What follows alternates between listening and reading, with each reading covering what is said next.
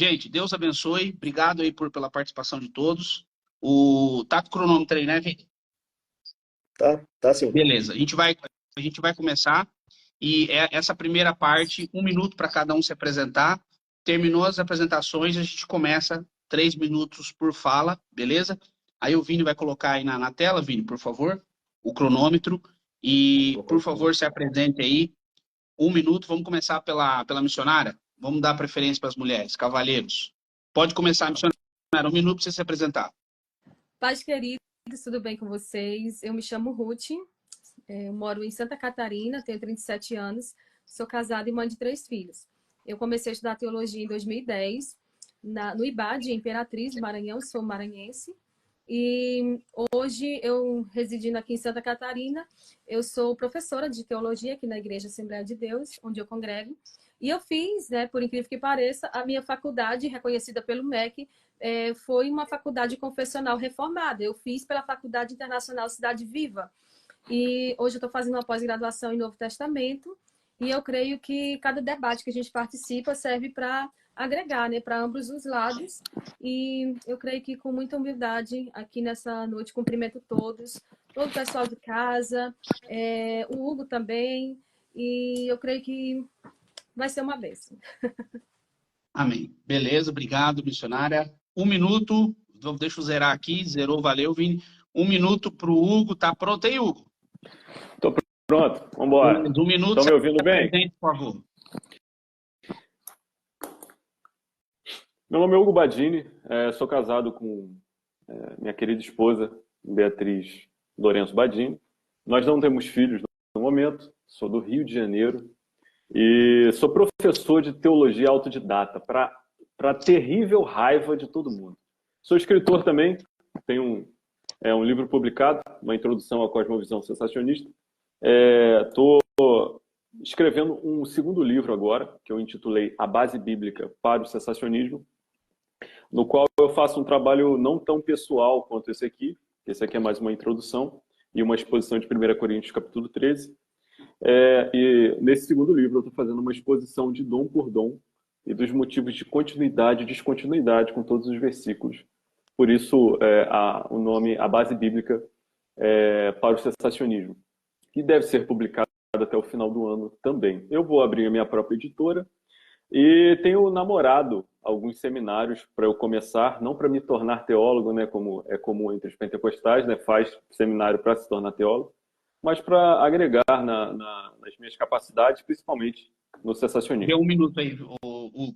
Beleza, obrigado. Obrigado pelas informações aí. Só reforçando as regras, pessoal. O ad hominem é de praxe, né? Não vale, não pode, proibido.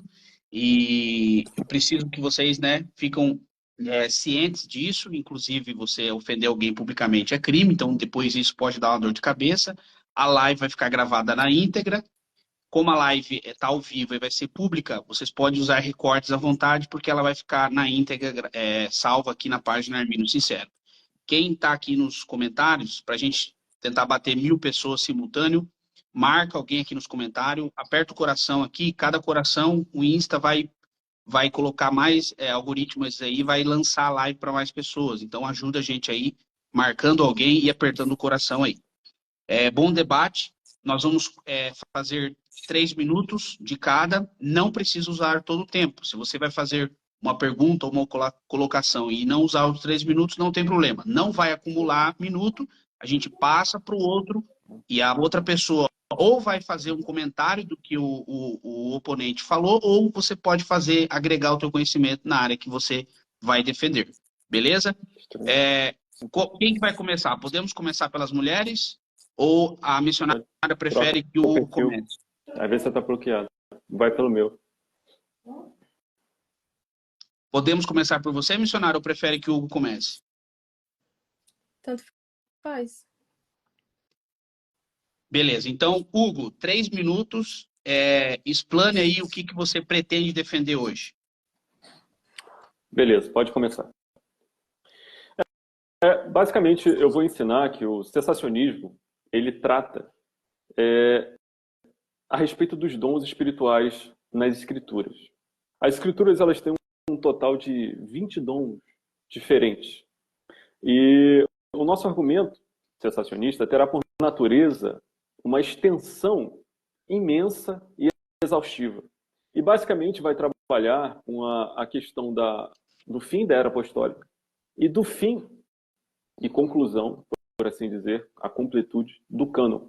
Então, basicamente, o argumento cessacionista ele vai orbitar em torno do fato de que os apóstolos foram um grupo específico, dotado de poderes e sinais específicos. E, ao mesmo tempo da era apostólica, eles tiveram uma missão dada pelo Senhor Jesus de serem guiados em toda a verdade.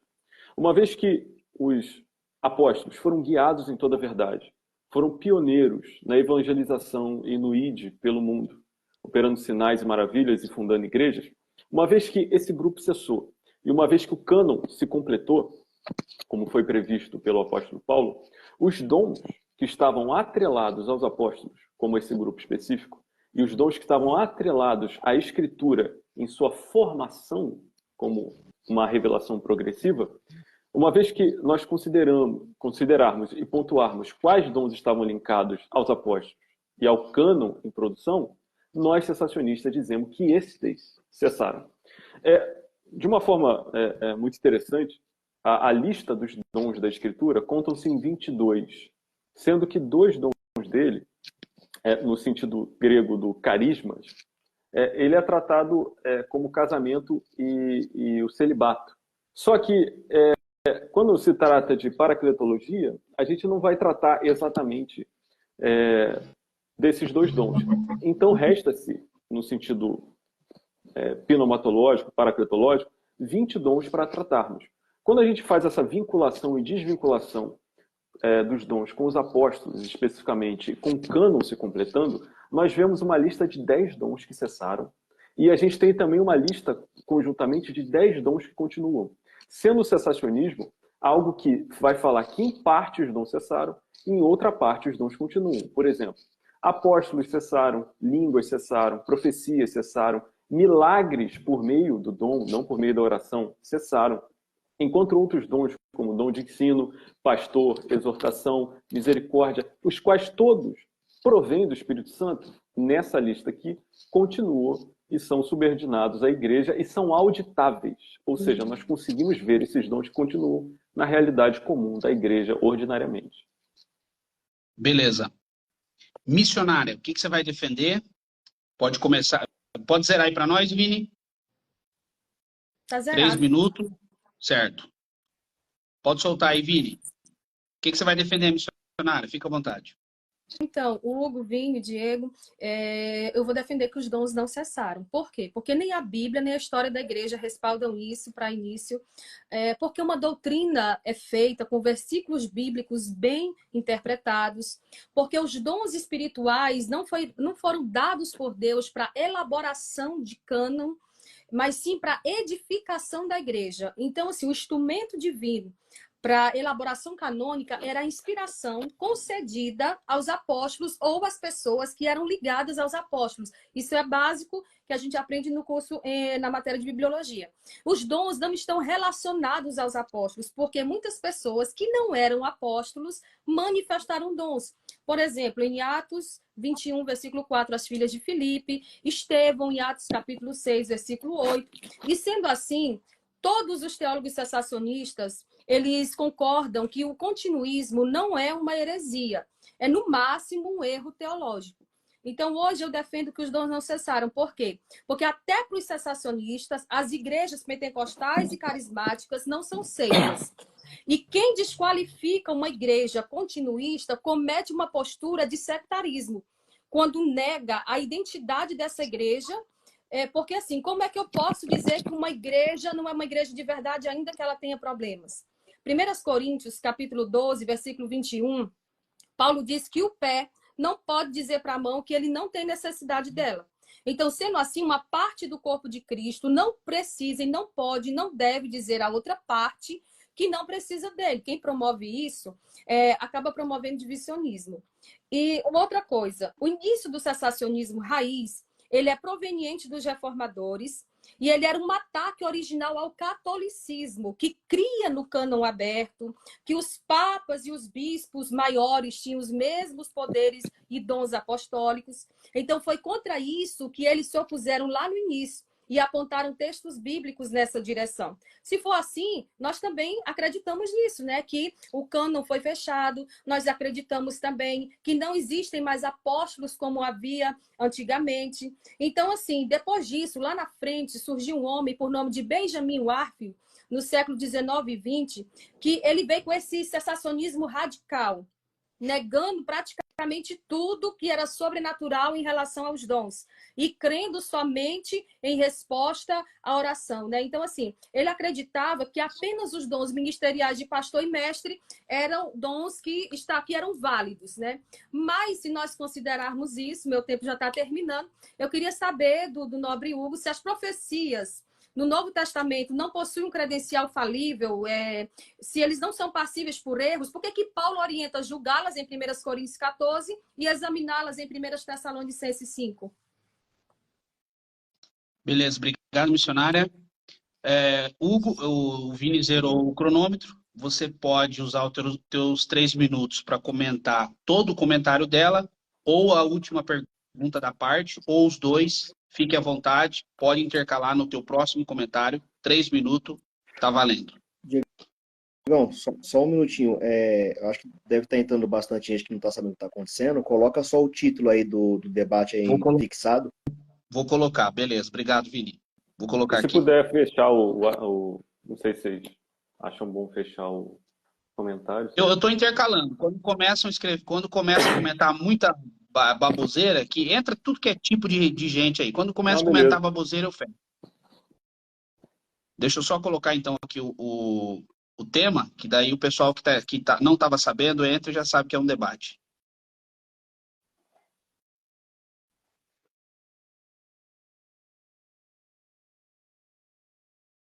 Quase 1000, galera.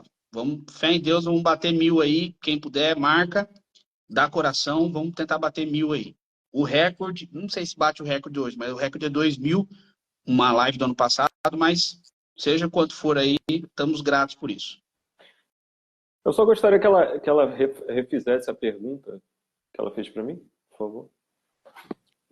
Então, eu queria saber, assim, se as profecias do Antigo Testamento não possuem, do Novo Testamento não possuem um potencial falível, ou seja, se elas não são passíveis de erro por parte de quem profetiza, por que que Paulo orienta a igreja a julgar essas profecias em 1 Coríntios capítulo 14 e examiná-las em 1 Tessalonicenses capítulo 5, do versículo 20 ao 22, se não me engano? Beleza. Entendeu? Entendeu a pergunta? Entendi. Vini, 3 minutos, pode soltar, valendo. Isso é muito fácil de se responder. Quando você vê o contexto da igreja de Coríntios, eles estavam num caos carismático. Paulo, ele traz uma palavra exortativa para eles. Haviam pessoas falando sem interpretação no culto.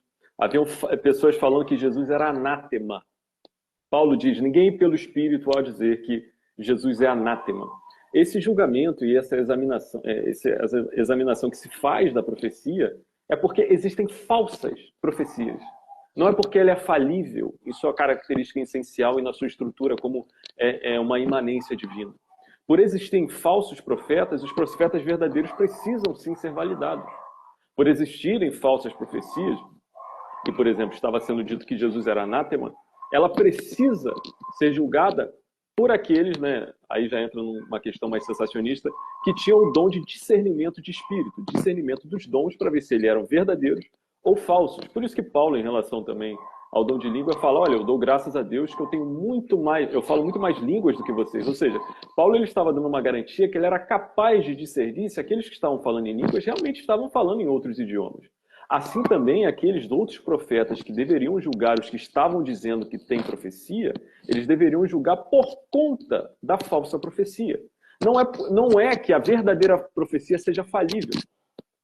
Porque Pedro, ele vai nos dizer em sua segunda carta, segunda epístola, no capítulo 1, do versículo 20, o seguinte, sabendo primeiramente isto, que nenhuma missionária, nenhuma não é algumas, nenhuma, Nenhuma profecia da Escritura é de particular interpretação. Se ela não é de particular interpretação, ela não está passiva a erro, como a heresia do Wayne Grudem. Porque a profecia nunca foi produzida por vontade humana. Se não foi produzido por vontade humana, ela não está passiva, ela não está sendo inferida de erro nenhum. Nunca foi produzida por vontade de homem algum. Mas homens santos de Deus falaram inspirados pelo Espírito Santo. Agora, olha como é grave você dizer, ou tentar dizer, que a profecia falível era algo possível, ao mesmo passo que a Escritura define essa mesma profecia como uma inspiração divina. O grande problema é que quando você bota a passividade e a falibilidade dessa profecia, você, na verdade, está tentando justificar a sua profecia nas suas igrejas locais, que são, sim, falíveis por serem falsas. Você falou que a Assembleia de Deus não é uma seita? É uma seita. Foi fundado por um estuprador, membro da Ku Klux Klan, racista, e por um homem cego que foi usado como escravo por ele. E por 2 mentirosos, que eram Gunnar Wig e Daniel Beck, que chegaram no Brasil. Acabou o tempo, Hugo. No caso, o debate ele não é sobre criação de igrejas, certo? Um dia a gente marca um debate sobre como surgiu o pentecostalismo, sensacionalismo, né? Ela citou os reformadores, a Igreja Católica, sim, por isso que eu falei. Mas ela não fez essas acusações graves que você está fazendo, chamando assim, pessoas que já morreram, o cara era Mas isso é um fato histórico. Isso é um fato histórico. Não, fato histórico, beleza, mas tenta ficar no tema dons espirituais. Não, e daí eu só encavalhei o que ela falou, mas vamos lá. Ô, missionária, 3 minutos para você comentar essa fala do Hugo, começando agora. Então, no caso ali, Paulo fez uma suposição de Jesus ser anátema. Não era o povo que estava falando que Jesus era anátema. E outra coisa, quando ele se refere às profecias, ele está se referindo às profecias do Antigo Testamento. Mas, como eu ouvi hoje de alguém, falar qualquer pessoa fala. Então, eu gostaria que me apresentassem as fontes. Né? Existe alguma fonte que prove que o fundador... Eu preciso responder, né, o comentário do irmão. Então, assim, Larry já Martin. que você não nos considera irmãos, mas de qualquer maneira eu estou respondendo a sua fala. Eu queria saber de documentos históricos, eu queria saber de fontes. Dá aqui para nós de beber, então, dessas fontes. Eu quero que você traga um fato comprovado. Eu estou no meu tempo, não me interrompa, por favor. Eu queria que você trouxesse fontes, né? Porque qualquer estudante sério de teologia, ele precisa de fontes. Como é que se prova que esse homem, fundador do pentecostalismo, que deixou uma gama de frutos, né, para a gente hoje, e a gente conta que no ano de 1995, os pentecostais já eram um número de 463 milhões no mundo inteiro. Como é que pode? Porque a bela árvore que conhece os frutos, né? Então, como é que pode? Eu sei que vocês me criticam por eu falar rápido, mas o nosso tempo é limitado. Mas, de qualquer forma, prove o que você está falando. A gente precisa de provas, né? Contra fatos não tem argumentos. Não tem nenhum livro, não tem nenhum recorte de revista, não tem nenhuma fala aí do início do século XX que compra. É só falácias mesmo, porque se for para ser assim, a gente precisa considerar que o liberalismo também, ele saiu em grande parte da presbiteriana, né? Muito liberalismo aconteceu partindo dali, divisões e tantas coisas aconteceram dali. E como julgar o caráter de alguém que morreu e deixou frutos? Porque a Bíblia diz que a gente só pode se queixar dos nossos próprios pecados. Então, eu acho que comparando-se aos frutos que ele deixou, nós estamos muito aquém a tudo isso. Então, eu acho que se a gente quiser entrar pela via certa, o caminho não é esse. Vamos ficar no tema? Então, vamos lá.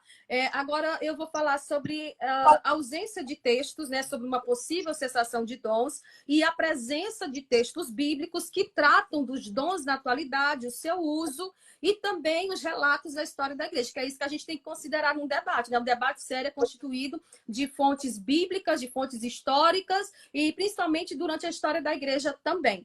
Atos capítulo 2... versículo 38 e 39, Pedro estende aquela promessa que Deus usou Joel para profetizar que naqueles dias o Senhor derramaria do seu espírito sobre toda a carne. Ele estende essa promessa a todos quantos Deus chamar. 1 Tessalonicenses 5, do 19 ao 21, não apaga o espírito, não despreze as profecias, examine tudo, retende o bem. E 1 Coríntios 13, né, que é aquele versículo clássico, aquela passagem clássica que você considera, né, sobre o perfeito, que a gente pode tratar também daqui a pouco. E meu tempo terminou e eu não quero interromper você. Beleza. Obrigado, missionária. Hugo, não fala na hora que ela estiver explicando. Na hora que você está falando, ela não interrompeu você nenhuma vez. Então, segura aí, anota. Pensei que ela estava sendo retórica. Não. Beleza. Na hora que ela estiver falando, você vai anotando, toma os pontos para no teu tempo você puder falar, que se você interromper fica chato. Ela citou alguns textos aí no Antigo Testamento que é aplicável a hoje. O que você tem a dizer sobre esses textos? Antigo e Novo Testamento, 3 minutos. Vai. Eu acho interessante o estilo da missionária de debater, porque ela aparentemente conclui muita coisa, né? Mas ela não mostra o desenvolvimento. Todo pensamento que se conclui, ele tem um desenvolvimento no meio e ele tem um início, né? Que é o ponto de... Meu anjo. Que é o ponto de início. Então você tem um início, um desenvolvimento e a conclusão. A missionária, ela aparentemente, até o momento, ela está concluindo muitas coisas, está afirmando muitas coisas, mas ela não está demonstrando como que ela chega nessa conclusão. Ela, por exemplo, citou de uma forma... Ela só jogou, né, a aplicação que Pedro faz de Joel 2 em Atos 2, mas ela se esquece. E olha que incrível, até para você, ô Diego. Pedro fala o seguinte: isto que vós vedes hoje foi o que foi predito pelo profeta Joel. Ou seja, o que o profeta Joel tinha predito estava se cumprindo naquele dia. Isso é importante para se entender que as profecias, missionária e ouvinte, elas têm um destino, elas têm um objetivo. Elas são dadas com um propósito. E uma vez que elas são dadas com um propósito, essa de Joel também tinha um propósito, na qual foi aplicada e inserida no que estava acontecendo em Atos 2. Quando aquelas pessoas começaram a acusar os irmãos de estarem bêbados ou de estarem falando coisas que estavam lhes maravilhando, eles perguntam: o que significa isso? O que quer dizer isso? E a resposta de Pedro foi: olha, isto é o que foi predito pelo profeta Joel. Quando a missionária ela infere que isto é para vós, para vossos filhos, para todo quanto o Senhor chamar, que é a antiga heresia de Charles Fox Parham, de falar que esse para todos quanto o Senhor chamar se refere ao dom de língua e não ao Espírito Santo, isso é derrubado em Atos capítulo 8, no qual o mesmo Pedro, falando com um mago em Samaria, que tentou comprar o dom do Espírito Santo por dinheiro, Pedro responde: o seu dinheiro seja contigo para a tua perdição, pois julgastes que com dinheiro pudeste comprar o dom de Deus, que é dar o Espírito Santo. Então Pedro, o mesmo Pedro de Atos 2, explica em Atos 8 que esse dom dado é o dom do Espírito Santo, que é o próprio Espírito Santo. Isso até no grego fica até mais fácil. O dom do Espírito é o próprio Espírito. E ele vos batizará, eu batizo com água, mas ele vos batizará com o Espírito Santo. As línguas são um agregador do dom do Espírito que é dado. Essa é a destruição da heresia criada por Charles Fox Parham. Quando você dicotomiza o dom do Espírito e o dom de línguas, você entende que o que é prometido por Pedro é o dom do Espírito e não as línguas. Beleza. Acabou o tempo. Vini, zera para nós. O missionário ele trouxe algumas explicações aí sobre o Joel, comparando com o Novo Testamento. O que você tem a dizer sobre essas argumentações? 3 minutos. Então, primeiramente, o meu estilo de debate não é o que está sendo tratado aqui, né? Eu peço respeito. E outra coisa, não sou eu que estou acusando alguém aqui sem ter provas, né? Eu preciso das provas antes do final do debate. A promessa aqui, em Atos capítulo 2, versículo 38 e 39, ela se estende. Que promessa é essa? Nós, pentecostais, continuistas, entendemos que esse dom aqui é o batismo com o Espírito Santo, e essa promessa vai se estender a todos, em todas as eras, em todos os tempos, em todos os anos. Mas qualquer texto bíblico que eu trouxer aqui vai ser tratado dessa maneira. Por exemplo, Paulo diz em Romanos capítulo 12, versículos 6 e 8, que para os irmãos de Roma, né? De modo que tem de diferentes dons, segundo a graça que é dada. Se for profecia, que seja segundo a medida da fé. Se é ministério, que seja em ministrar. Se é ensinar, que haja dedicação, e por aí vai. 1 Coríntios, do capítulo 12 até o capítulo 14, é uma passagem muito extensa, mas trata também dessa questão. 1 Pedro, capítulo 4, versículo 10 e 11. Eu posso estar passando por cima dos textos, mas o pior que eu quero que as pessoas que estão nos ouvindo anotem e vão pesquisar. Não é beber de uma fonte que não está trazendo nenhum tipo de retorno, não está trazendo nenhuma base bíblica, nenhuma base sólida, fundamentada. O que é que diz 1 Pedro 4, 10 a 11? Cada um administra os dons como recebeu. Agora, Paulo fala que as pessoas precisavam, os irmãos precisavam buscar todos os dons, mas principalmente o de profetizar. Buscar como? Com zelo. Por que que Paulo diria para buscar-se com zelo os principais dons, todos os dons, mas principalmente o de profetizar, se isso era algo restrito apenas para o primeiro século? A minha forma de debater aqui não está em questão, porque cada um debate da forma como acha que é correto. Eu estou expondo textos, trazendo textos que falam sobre a continuidade dos dons, como, por exemplo, Efésios capítulo 4, do versículo 7 ao 13, e tem várias outras passagens bíblicas. Eu quero uma passagem que me aponte que os dons cessaram, que com o fechamento do cânon, os dons não são válidos para os dias de hoje, que Jesus é esse que mudaria, porque, qual é o argumento que é utilizado? Mas porque quem tem o dom ativa ele na hora que quer. Não, quem manda no mensageiro é o dono da mensagem, é o Senhor que vai nos usar no seu tempo. E eu sei que cada um é fruto do seu tempo. O Charles Parham, por exemplo, você disse que ele refletiu a cultura do tempo, né? Ele odiava os negros, ele fez tantas outras coisas, mas cada homem é fruto do seu tempo. Inclusive Calvino, que permitiu a morte de Serveto por heresia, né? Porque as pessoas não faltavam ao culto, ele já mandava alguém ir lá inspecionar e mandar prender quem faltava ao culto. Cada homem é fruto do seu tempo, inclusive você, inclusive eu, todos nós, né? Mas eu quero a fonte e quero a prova de que esse homem foi realmente um estuprador. Obrigado, missionária. Hugo, 3 minutos para você fazer um comentário. Você escutou a parte... Eu vou... tanto para os dois lados, tá? Eu vou fazer isso para os dois lados. Acredito que você escutou a parte de Romanos 12, que é falado uma instrução sobre profecia. Se profecia cessou, por que a mesma instrução está no versículo também do ensino, se o ensino continua, mas a profecia cessou? Qual que é o teu comentário sobre isso? Vocês estão se juntando, mas eu vou deitar todo mundo junto. Vamos lá. Pode rodar. Olha só. 3 minutos para ti. Paulo, ele nunca Paulo, nessas listas, ele só é descritivo, Diego.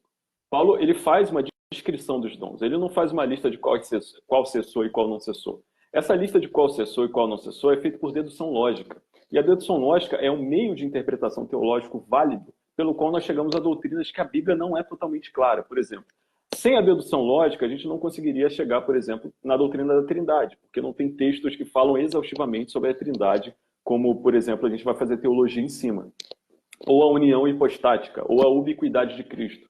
Então, quando a gente usa a lógica por meio das características e funções de cada dom, a gente conclui que esse dom está inativo e não funciona mais.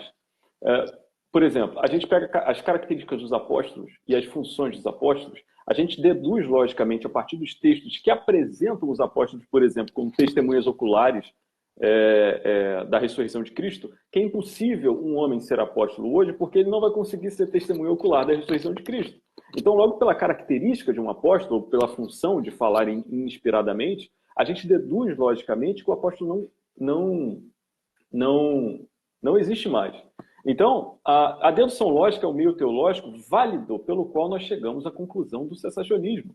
O que ela está querendo, esse método que ela está querendo de ter um versículo de ouro, um versículo-chave, para toda uma matéria imensa que trata 20 dons diferentes, como o cessacionismo, é o meio que, se ela aplicar em outras doutrinas, como trindade, ubiquidade, união hipostática, ela vai ter que negar essas doutrinas também. Mas só que, quando a gente entra na questão, por exemplo, de que ela falou aí, que Jesus é o mesmo ontem, hoje e eternamente, uma coisa que eu gostaria de salientar para todos vocês aqui, que essa citação que ela faz é do livro de Mórmon, capítulo 9, versículo 9, escrita por Joseph Smith, aquele herege, que está no inferno agora. Ele fala exatamente sobre os dons. Ele fala que aqueles que dizem que os dons extraordinários cessaram, pode abrir aí. Aqueles que dizem que os dons extraordinários cessaram não servem a Deus, estão servindo ao diabo, porque Jesus é o mesmo ontem, hoje e eternamente. Então fica de informação aí para vocês que essa balbúrdia que vocês ficam falando não é nada mais do que o argumento de Charles Fox Parham. Quanto à pergunta histórica da missionária sobre a fonte de Charles Fox... missionário, o Charles Fox Parham estuprou um homem em Santo Antônio, que era obreiro da igreja dele, e ele foi preso e solto só porque era membro da Ku Klux Klan, ou simpatizante, né? Isso você pode achar no livro de um assembleano chamado Larry Martin. É um livro que tem em inglês, se você souber ler inglês, você vai ver lá. E Martin, ele faz toda a descrição, como um pentecostal, de quem era o Charles Fox Parham. Isso é um fato histórico e inegável. Beleza. Missionária, vou te dar uma apertada também para não falar que tá 2 contra 1. Ele cita aí que Jesus é o mesmo ontem, hoje, sempre, é texto dos Mormons. Não, é texto. Você sabe dessa informação? Você tem alguma coisa sobre isso? Não, está em Hebreus. Não vamos parar de Hebreus, não, porque pelo amor, né? Vamos parar de cinismo. Não, mas eu estou falando que esse uso em relação... Você quer consertar essa fala? Não, de modo nenhum. Eu posso ler o texto aqui em Mormon então, para você, se você quiser. Você está falando que está nos Mormons. Mas está. Eu estou falando que a aplicabilidade que vocês fazem em relação aos dons está no livro de Mórmon, capítulo 9, versículo 9. Tá, aqui. Mas o Jesus Cristo mesmo ontem, hoje, para sempre, é Hebreus, tá? Pelo amor de Deus. Com certeza, mas essa aplicação que vocês fazem em relação aos dons... Porque o escritor de Hebreus não faz essa aplicação que vocês fazem em relação ao dom e em relação a Jesus Cristo. Aquilo ali tem a ver com o sacerdócio de Melquisedeque dele, não tem nada a ver com a aplicação que vocês fazem. Esse é o ponto. A aplicação que vocês fazem tem a ver com o livro de Mórmon, capítulo 9, versículo 9. Tá lá, eu estou aqui diante do texto. É o seguinte, ele diz que existem doutrinas que não têm um versículo-chave, mas é uma construção hermenêutica, exegese de várias passagens. Exemplo, trindade, cristologia, hermenêutica, etc. O que você tem a dizer sobre isso?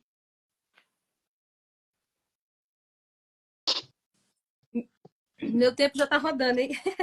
Então, a trindade se prova com alguns textos, né? Basicamente, Mateus, capítulo 3, versículo 16, 17, o último capítulo de Mateus, o último versículo, na verdade, de Mateus 28, se eu não me engano, Mateus 28, 19. O texto que ele citou está em Hebreus, capítulo 13, versículo 8, né? E eu vou pesquisar, sim, essa informação aí que foi falada, mas, assim, nada disso até agora se comprova, né? Como que eu posso trazer algo tão sério para a igreja, que é a cessação dos dons, né? Na nossa atualidade, e rir não vai mudar nada, só vai revelar quem é você. Meu Deus do céu. Mas vamos lá. Eu tenho textos bíblicos, né? Só um minutinho. Penaliza o Hugo aí, tá muito desrespeitoso com a moça. Hugo, segura o tempo aí. A gente vai dar mais 30 segundos para ela além do minuto. E essa é a tua, pelo amor de Deus, parece um moleque. Vamos lá, ó. É a tua primeira. É porque a gente tem que contextualizar. A gente tem que contextualizar. Você, Diego, me ama, o Vini mais ainda. Não. Então é normal. Peraí, deixa só. Você tá achando que isso aqui é uma disputa de queda de braço no bar, moleque? Respeita a moça. Calma aí, Hugo. Calma aí, Vini, calma. Ô, Hugo, na primeira vez eu só dei um conselho. Falei, não faça isso. Aí tu continuou, tipo assim, na fala dela, tu continuou falando baixinho, fazendo chacota. Eu vou tirar então, vamos lá. Meu áudio, então. Não, peraí. Então, não, fecha o teu áudio. Cara, você pode fechar, você pode estourar a bomba aí. Pode estourar a bomba, plantar bananeiras, faz o que você quiser. Mas não é para falar na fala em cima dela. Então, a tua primeira advertência foi dada. Só vai ter mais 2, eu vou descer você. Ou a gente faz o debate como gente ou não faz. Então, missionária, 30 segundos a mais, pode soltar. Então, não tem problema não. É cada um, a boca fala que o coração está cheio, cada um revela aquilo que está no seu coração. Mas eu já li, por exemplo, um livro a favor e contra o continuismo. Eu li Fogo Estranho, está ali guardado, e li o Fogo Autêntico, que eu trouxe aqui para apresentar ao pessoal. Existem vários textos bíblicos, né, gente? Não existe nada, porque assim, todo bom teólogo sabe, todo exegeta sabe que doutrina se fundamenta com textos bíblicos sólidos e bem estruturados. 1 Coríntios, capítulo 13, do 8 ao 13, onde o Hugo usa bastante nos debates dele para afirmar, né, que o perfeito ali, ele quer trazer a questão do grego e abordar tantas coisas. Aquele texto, ele se remete ao estado eterno ou à segunda vinda de Cristo. Quem diz isso não sou eu. Eu estou aqui com uma Bíblia de estudo, a Bíblia de estudo anotada, e o comentário dessa Bíblia, no versículo 10 do capítulo 3 de 1 Coríntios, diz: o que é perfeito se refere a uma segunda vinda de Cristo. Alguns comentaristas acreditam que se refere à finalização do cânon das Escrituras, mas isso significaria que hoje podemos ver mais claramente do que Paulo viu. Uma outra Bíblia de estudo, inclusive, é de John MacArthur, que ele escreveu contra, né, o continuismo. Ele é o autor famoso do Fogo Estranho. Ele diz aqui no comentário dessa Bíblia, que é a Bíblia de estudo de John MacArthur, que o perfeito não é a conclusão da Escritura, uma vez que ainda existe a atuação dos dons e eles ocorrerão até o reino vindouro. O que seria esse perfeito para John MacArthur? O perfeito deve ser o estado eterno, quando na glória virmos Deus face a face e tivermos pleno conhecimento até obter o pleno entendimento de Cristo.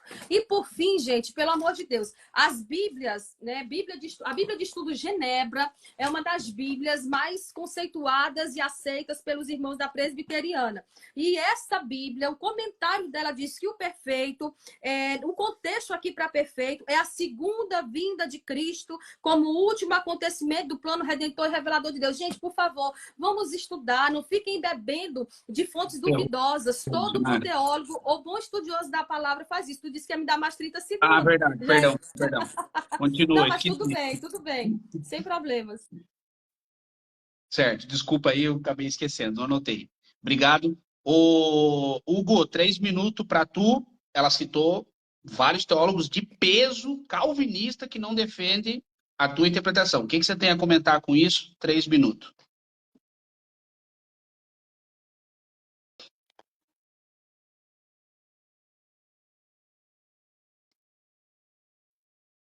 Estou conseguindo tirar o áudio. Tirei, voltei. Tá ouvindo? Tá, pode passar 15 segundos. Beleza. Olha só, se for ficar essa guerra de citações, aí é muito fácil, principalmente para gente que é sensacionista.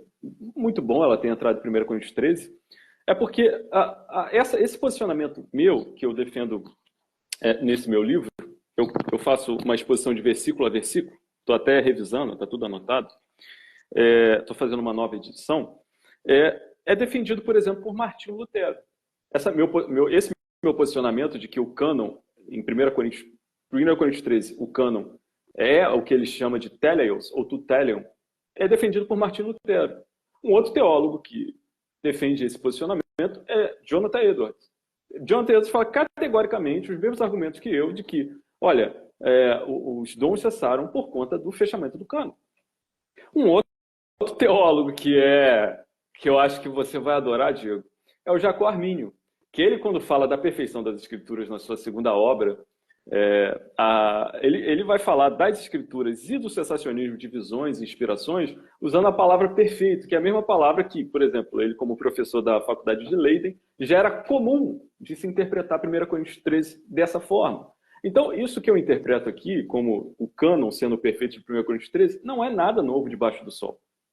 Um comentário que eu faço em cima do que ela disse, a respeito da Bíblia de Genebra, já é conhecido entre nós reformados que estudamos realmente, que essa Genebra não é a original. Na verdade, ela é uma tabajara zona que as editoras fizeram e começaram a empurrar. Isso é um fato. Isso é um fato. Se você for na Genebra original, realmente, que ela tem até em latim, não é a mesma. Os autores dos comentários dessa Genebra, que é vendida pela cultura cristã, eles são atuais, eles não são os teólogos de Genebra. Esse é um outro ponto. E uma outra coisa a respeito do estilo dela é que ela dá vários versículos e ela vai jogando os versículos. Ó, por exemplo, eu posso virar para vocês e falar assim, olha, a base bíblica para o cessacionismo é Romanos 12, versículo 6 ao 8, Efésios 4, do versículo 11 ao 21, 1 Coríntios 12, do versículo 8 ao 10, 1 Coríntios 12, no versículo 28 também, 1 Coríntios 13, do versículo 8 ao versículo 13. Então, isso eu posso fazer. Na verdade, ela não está conseguindo, nesse debate, explicar como que ela, mesmo depois do fechamento do cânon e o fim da era apostólica, como que todos os dons, biblicamente, se provam pela Escritura. Por exemplo, se eu viro a pergunta para ela, que é comumente feita para os cessacionistas, que qual é a base bíblica para o continuismo, qual é o versículo que exaustivamente demonstra que todos os 20 dons da Escritura continuam ininterruptamente, eu duvido que ela vai ter esse versículo de ouro. Não irá ter. Então, o que resta realmente essa argumentação disparada que não leva a lugar nenhum. Então, conclui aqui. Certo. Missionária, o argumento do Hugo é que ele quer algo claro. Ele quer um versículo chave, não várias citações. Então, vamos tentar, a partir de agora, pegar um texto e tentar provar ambas visões. No teu caso, continuismo. Existe um texto chave, claro, nítido, que fica ruim para o cessacionismo?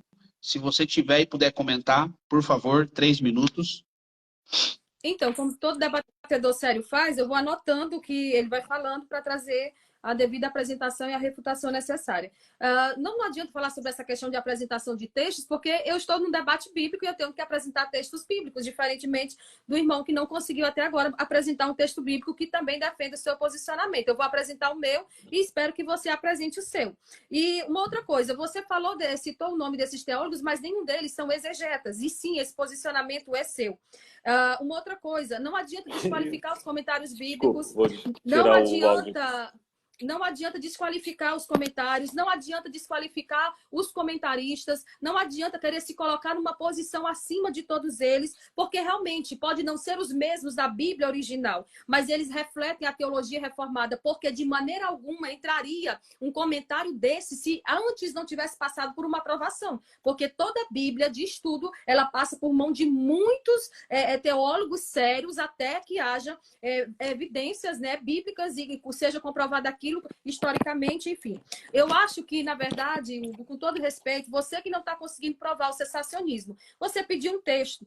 Paulo diz em 1 Coríntios, capítulo 1, versículo 7, que aos irmãos, ele escreve à igreja, né? E eu creio que esse texto é atual, porque a gente também não vai ficar aqui tentando fazer como criança do ABC, pegando isso do grego, né? Ou a gente fala grego, ou a gente entende de grego, ou então a gente não vai ficar aqui jogando palavras ao vento. O que Paulo diz? De maneira que nenhum dom vos falta, esperando o quê? A manifestação de nosso Senhor Jesus Cristo. Isso aqui se remete à vinda de Cristo, de sorte que até Jesus voltar, os dons não vão cessar. Isso é algo que nós pregamos, é algo que nós cremos e vamos continuar crendo assim. Eu tenho aqui em mãos também o comentário de 1 Coríntios de Gordon Fee, e ele diz que essa interpretação ali do perfeito não tem nada a seu favor, exceto, né, que a analogia do versículo 11 é na melhor das hipóteses, né, como vocês buscam remeter a outros versículos, ele diz que é uma ênfase equivocada. O que ele diz sobre esse versículo? Ele diz que quando o sol nascer, quando Cristo voltar, todas as luzes serão apagadas. O que significa isso? Quando Jesus voltar, que nós encontrarmos ele, então não haverá mais necessidade do cânon bíblico, não haverá mais necessidade de operação de milagres e de dons. Por quê? Porque até lá, até Jesus voltar, o Espírito Santo, ele continuará agindo. E negar as manifestações do Espírito Santo é negar que a existência atual, a nossa existência atual seja também algo escatológico, pertencente ao início do tempo do fim. Nós estamos uma caminhada, essa caminhada é escatológica. Negar isso é tentar negar que nós estamos aguardando a vinda de Cristo. Obrigado, missionária.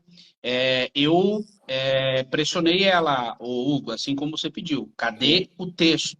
Cadê o texto? Apresenta o texto. Você queria um texto para poder debater sobre o texto. Ela apresentou o texto, 1 Coríntios 7. Como que você vai... 1 Coríntios 1,7. Como é que você vai responder essa questão de que nenhum dom vos falte? 3 minutos, pode falar. Apresentar o texto, ela apresentou. Agora, se ela interpretou corretamente, é algo completamente diferente. O que Paulo faz aqui em 1 Coríntios 1, e o texto que eu vou apresentar um pouco mais à frente, o que Paulo faz aqui em 1 Coríntios capítulo 1, a partir do versículo 5, ela começou, na verdade, no versículo 7, mas há um contexto, todo o texto é refém do contexto. Paulo diz o seguinte: porque em tudo fostes enriquecidos nele, em toda a palavra, em todo conhecimento, como também o testemunho de Cristo foi confirmado entre vós, de maneira que nenhum dom vos falta, esperando a manifestação do Senhor Jesus Cristo. O que Paulo está fazendo? Ele está elencando características específicas dessa igreja. Ele não está fazendo um vínculo entre continuação de dom e vinda da parousia, ou da vinda escatológica de Cristo. O que ele está fazendo é uma elencação de características diferentes que essa igreja possui. E uma coisa não tem nada a ver com outra. Esse é o problema. O que ela fez aqui foi uma inferência ao texto, sendo que o texto não apresenta isso. Quando vocês me pedem um texto, eu adoro utilizar 1 Coríntios capítulo 13. Ela citou o Gordon Free, mas é um outro pentecostal, então não interessa a opinião dele. Então, assim, a gente pode abrir 1 Coríntios 13, e esse texto é muito importante. Porque Paulo estava num contexto que, no capítulo 12, ele estava explicando e elencando os dons. Aí ele entra no capítulo 13 falando que mostraria um caminho mais excelente. Então ele começa a falar do amor, que deveria ser operado com os dons. Ele fala, olha, ainda que eu tivesse o dom de profecia, conhecesse todos os mistérios e toda a ciência, acima ele fala, ainda que eu falasse a língua dos homens ou dos anjos, se não tivesse amor, ainda que eu entregasse meu corpo para ser queimado vivo. Então ele elenca alguns dons e fala, olha, nessas operações é necessário ter amor. Então, o amor deve ser o balizador carismático e não a soberba, como estava sendo na igreja de Corinto. Paulo não nega que ele tem os dons, mas dosa como deveria ser aplicado esses dons. Mas só que quando chega no versículo 8, tem uma virada que Paulo usa a palavra cartageu, e também Paulo no grego, que é extraordinária para o receptor da epístola. Porque Paulo fala assim, olha, realmente vocês têm dons entre vocês, mas olha só, o amor jamais acaba, mas havendo profecias, serão aniquiladas. Havendo línguas, cessarão. Havendo ciência, desaparecerá. Percebe? Quem inicia e inaugura a linguagem sensacionista é o apóstolo Paulo. Ele é o primeiro a falar de sensacionismo vinculado com dons. E ele fala, porque em parte conhecemos, em parte profetizamos, ou seja, o cânon não estava completo. Mas quando vier o que é teleios, o que é completo, então o que é em parte, línguas, profecias e ciência revelacional, cessará. Então Paulo está afirmando o cessacionismo. Nenhum continuista pode negar isso. O que o continuista pode fazer aqui é negar o tempo, mas não o cessacionismo. Certo. Missionária, o Hugo, em uma parte da sua fala, disse que 1 Coríntios 1,7 não quer dizer o que você interpretou. O que você tem a dizer isso? E se também puder comentar 1 Coríntios 13, que ali diz nitidamente, cessarão. O que você tem a comentar sobre esses dois textos, essas duas falas, 3 minutos, valendo? Então, vou trazer mais outros textos, né, que comprovam a continuidade dos dons. João capítulo 14, versículo 12. Jesus dizendo, na verdade, vos digo que aquele que crê em mim também fará as obras que eu faço e fará maiores do que essa. Aquele que em todos os tempos, em todas as eras e em todos os anos. Mas vamos lá, se por acaso, vamos supor que o cessacionismo realmente seja algo certo e nós todos estamos equivocados. Jesus diz em Mateus capítulo 7 o seguinte, nem todo aquele que diz Senhor, Senhor entrará no reino dos céus. E muitos me dirão naquele dia, Senhor, em teu nome não profetizamos? Em teu nome não expulsamos demônios? Em teu nome não fizemos muitas maravilhas? Jesus vai perguntar para eles, qual foi o período que você fez essas maravilhas? Foi no primeiro século? Jesus vai negar que eles fizeram isso? Não, ou seja, os dons são atuais, porque eles vão trabalhar os falsos profetas, né? Aí para encher o ego, para pregar falsamente, o que, que eles vão dizer? Jesus, eu profetizei. Jesus, eu expulsei demônios. Jesus, eu fiz maravilhas. Jesus vai dizer para eles, não, a esse tempo aqui não existia mais dons. Não, Jesus vai dizer o que para eles? Não vai negar e nem vai perguntar qual foi o período que eles fizeram. Jesus só vai dizer, apartai-vos de mim porque eu não vos conheço. Agora, vamos lá. A perfeição aqui, né, sobre o que ele está falando que não é escatológico. Vamos lá. Quando Paulo fala da ceia, em 1 Coríntios 11, ele remete isso ele relaciona com a escatologia. Quando ele fala de ressurreição, em 1 Coríntios 15, ele também relaciona com escatologia. E por que que ele não relacionaria 1 Coríntios do 12 ao 14 acerca dos assuntos espirituais? 11, 15. Aí 12, 13, 14 não serve. Isso aí quem define são os sensacionistas, né? Porque se a gente tiver um pouquinho assim de entendimento bíblico, essa interpretação de 1 Coríntios 13, do versículo 8 ao 13, como uma referência ao fechamento do cano, jamais seria algo que os coríntios iriam entender. Nunca passaria pela mente deles esse significado. E um texto, ele não pode significar o que ele nunca significou para o público-alvo, que foi escrito. Isso é o básico de hermenêutica, né? Mas vamos lá. Ele fala ali sobre a palavra teleios. Mas vamos lá. A gente sabe que, todo exegeta sabe que uma palavra, ela pode ser usada em vários lugares com significado diferente. Por exemplo, a palavra carne aparece no Novo Testamento em 6 significados diferentes. A palavra mundo em 3, pelo menos. Natureza, humanidade, sistema mundano. E com a palavra perfeito também não é diferente, né? Porque é a mesma palavra que significa a mesma coisa. Então, 1 Coríntios, do 12 ao 14, trata-se de dons espirituais. Aí eu sei que ele pode ir lá para Efésios 4 também, mas essa associação não existe. Porque Efésios 4, do 11 ao 16, trata-se de dons ministeriais. Terminou meu tempo. Beleza, obrigado, missionária. Zera para nós aí, Vini. O que você tem a dizer? Ela citou várias passagens aí, dentre elas, quando Jesus, naquele grande dia, vai pedir contas das manifestações espirituais. O que o senhor tem a comentar sobre isso? Primeiramente, João capítulo 14, eu vou pela ordem que ela citou, eu vou chegar em Mateus 7. João capítulo 14, Jesus estava falando especificamente com os apóstolos. Assim também como Marcos 16, que ela poderia usar também, e esses sinais seguirão os que crerem. Eles estavam incrédulos em relação à ressurreição, não creram no testemunho de Maria, Madalena, etc. Então, esse crerem não tem a ver com a fé salvífica, mas sim com a fé operacional que eles deveriam ter. Então, tanto João 14 como todos os textos antes de Atos, Jesus estava, até os textos inicial de Atos capítulo 1, Jesus estava dando ordens específicas. Até Lucas diz isso, e Hebreus também, o escritor de Hebreus vai dizer. Jesus estava dando ordens específicas aos apóstolos. A gente pode ler até isso em Atos capítulo 1, que Lucas vai falar o seguinte: fiz o primeiro tratado ao Teófilo acerca de tudo que Jesus começou não só a fazer, mas ensinar até o dia que foi recebido em cima, depois de ter dado mandamentos pelo Espírito Santo aos apóstolos que escolheram. Então, esses mandamentos são específicos aos apóstolos. Como ela citou em João capítulo 14, ou Marcos 16, se ela quiser citar também. Quanto a Mateus 7, aí ela cai no campo minado, porque olha só, missionário, o que você disse. Você usou esse texto, mas esse texto mais me favorece do que te favorece. Porque se você perceber, missionária, as pessoas que são condenadas ali, primeiro elas dizem Senhor, Senhor. Ou seja, elas são crentes nominais, elas são falsos crentes.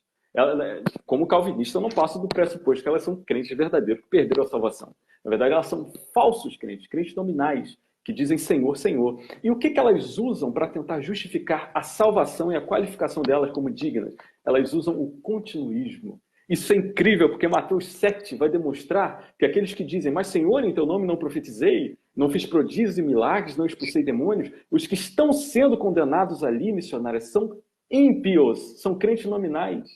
Ou seja, o continuismo é uma característica dos condenados ao inferno. É isso exatamente que está no texto. Esse texto é maravilhoso para o sensacionismo. E eles estavam sendo condenados. Eles estavam sendo condenados. Em nenhum momento Jesus fala que os dons deles eram verdadeiros e estava aprovando. Na verdade, eles são condenados e isso mostra que o dom deles era um falso. Por isso que o continuismo também é falso.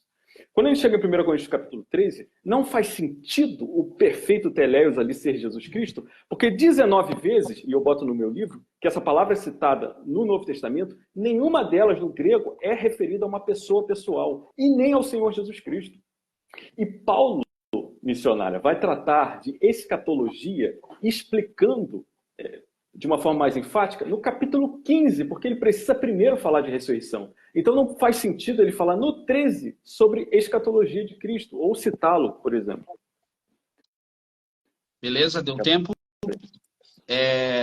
Missionário, ele falou duas falas aí e que dá uma complicada para a tua linha.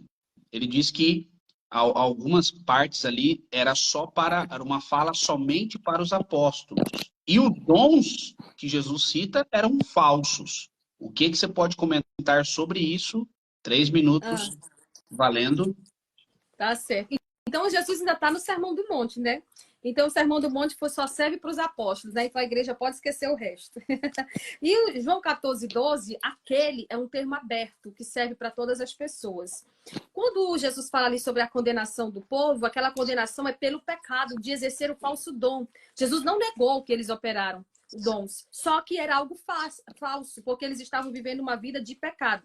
E sim, por que que Paulo, né, falaria 1 Coríntios 11, ele traria algo escatológico, 1 Coríntios 15, algo escatológico, e no meio ele não falaria nada relacionado à questão escatológica. Mas o que acontece aqui? Romanos capítulo 11, versículo 29, diz que os dons e a vocação de Deus são sem arrependimento. Portanto, Deus poderia ter dado esse dom para a pessoa e ela usar de forma falsa, de forma enganosa, para o seu bel prazer. E Jesus, em momento algum, ele negou, ou ele tirou esse dom, a pessoa permaneceu com o dom. Mas se você considerar ali a questão de Mateus 28, que foi falada, eu queria saber se você teria como explicar, assim, se a grande comissão foi dada só para os apóstolos, como que você explica 2 Coríntios capítulo 5, versículo 18, que diz que todos nós somos embaixadores de Cristo? É uma manobra, gente, que não tem como chegar ao fim, porque cada texto que eu apresento, embora nós não tenhamos tempo para esse texto, eu deixo com as pessoas que eu sei que estão em casa anotando, pessoas sérias, que estão levando esse debate a sério. Mas assim, se a grande comissão é só para os apóstolos, por que Paulo diria que todos nós somos embaixadores de Cristo? E ao longo da história da igreja, a gente sabe que muitos bons mestres até cometeram esse erro de achar que o ID não foi uma ordem dirigida para todo o povo de Deus.